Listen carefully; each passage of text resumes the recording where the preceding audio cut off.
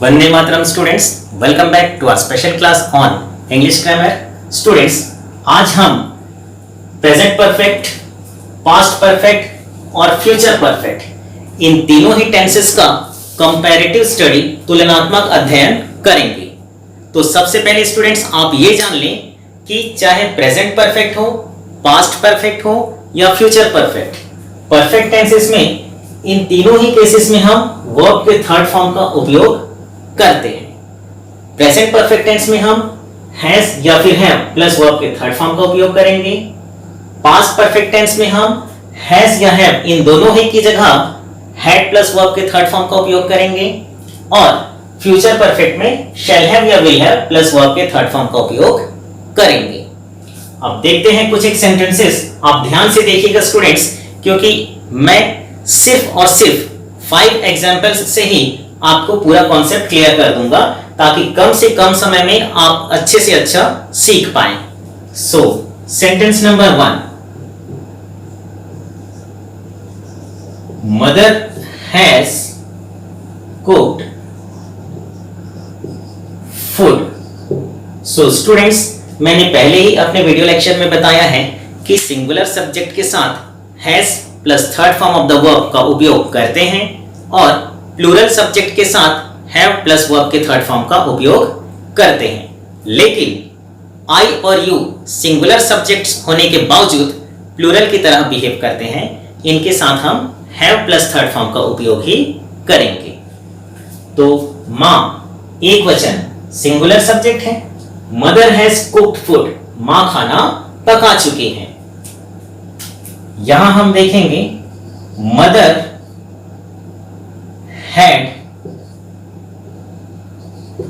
cooked food, मां खाना पका चुकी थी।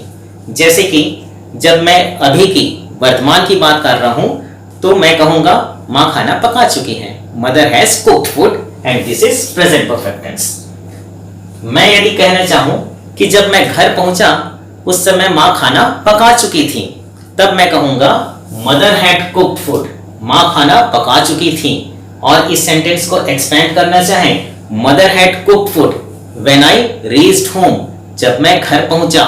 तो students, when I reached home, REACH, reach, इसमें ED लगा देंगे, रीच्ड।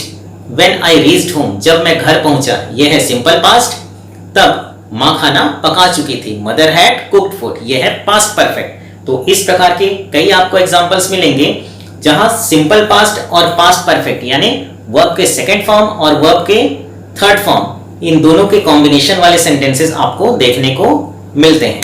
फिलहाल मां खाना पका चुकी थी, mother had cooked food.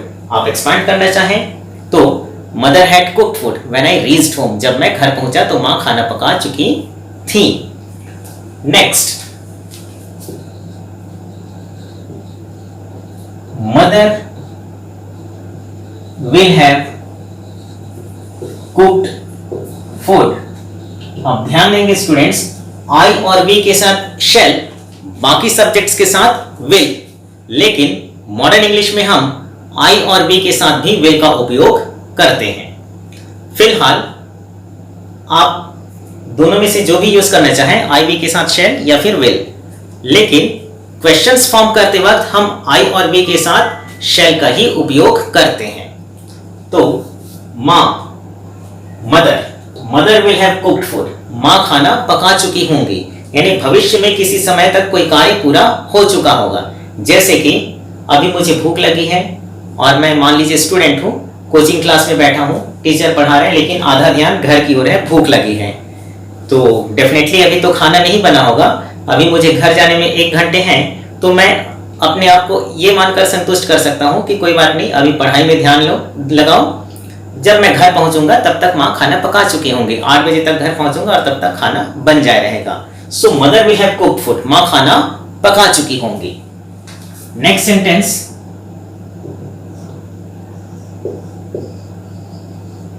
We have eaten food, हमने खाना खा लिया है। देखिए मदर एक वचन, तब हमने हैज प्लस वर्ब के थर्ड फॉर्म का उपयोग किया था। वी, हम बहुवचन, तो बहुवचन के साथ हमने हैव का उपयोग किया। वी हैव ईटन फूड, हमने खाना खा लिया है या हम खाना खा चुके हैं। We had eaten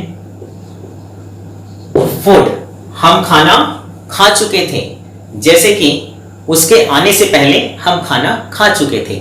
we had eaten food before he come का सेकेंड फॉर्म केम, तो उसके आने से पहले हम खाना खा चुके थे। We had eaten food before he came. Next sentence देखते हैं।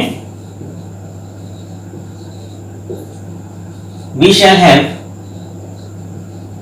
ईटन फूड, हम खाना खा चुके होंगे। जैसे मान लीजिए हमें कहीं जाना है और कुछ गेस्ट आ रहे हैं हमारे यहाँ या फिर फ्रेंड्स आ रहे हैं और उनके आने से पहले हमको रेडी हो जाना है और उनके साथ हमें कहीं निकलना है। तो माँ कहती है जल्दी करो बेटा, तुम्हारा मित्र आता ही होगा। तो माँ आप चिंता मत करो, उसके आते तक मैं खा लिए रहूंगा या उसके आते तक मैं खा लूंगा। तो वैसे यहाँ पर उसके आते तक हम लोग खा लेंगे। We shall have eaten food, हम खाना खा चुके होंगे। By the time he comes, उसके आने तक हम खाना खा चुके होंगे। तो we shall have eaten food, हम खाना खा चुके होंगे। यानी भविष्य में किसी समय तक कोई कार्य पूरा हो चुका होगा, तब हम प्रेजेंट परफेक्ट टेंस अर्थात शैल हैव या फिर विल हैव प्लस वर्ब के थर्ड फॉर्म का उपयोग करते हैं। Next sentence.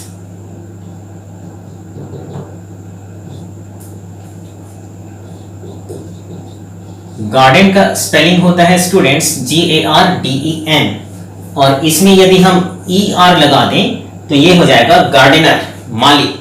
ये स्पेलिंग मैंने विशेष रूप से आपसे इसलिए कहा क्योंकि कई बार स्टूडेंट्स जो है गार्डनर के स्पेलिंग में गलती करते हैं, तो ध्यान रहे garden plus ER, gardener.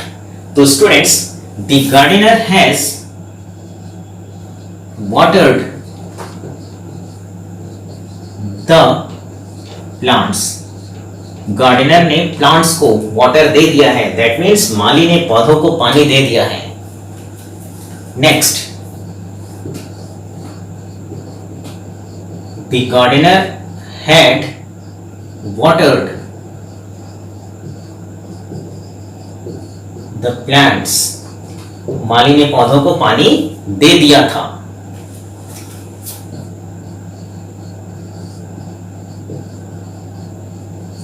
The gardener, sorry mistake हो गया,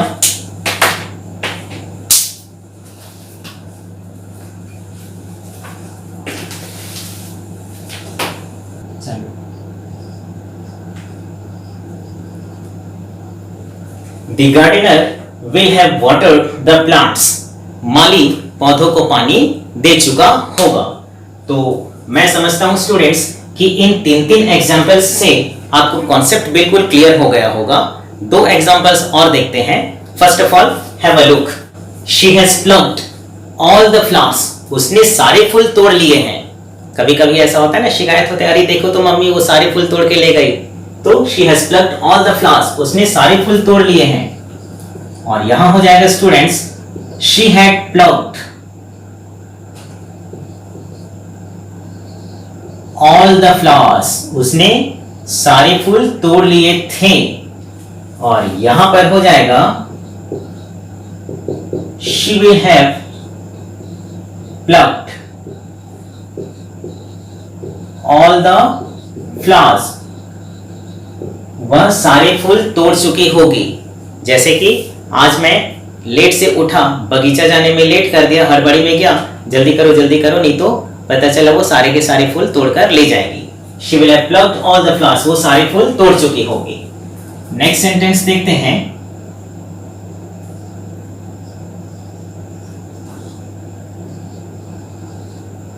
They have eaten all the biscuits. They have eaten all the biscuits. उन्होंने सारे बिस्किट्स खा लिए हैं।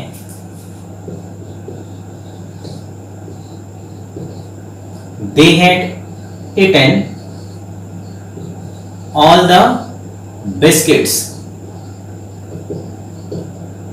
उन्होंने सारी बिस्किट्स खा लिए थे।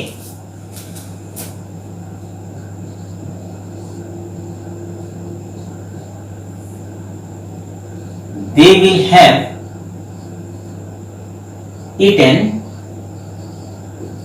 all the biscuits. वे सारे बिस्किट्स खा चुके होंगे.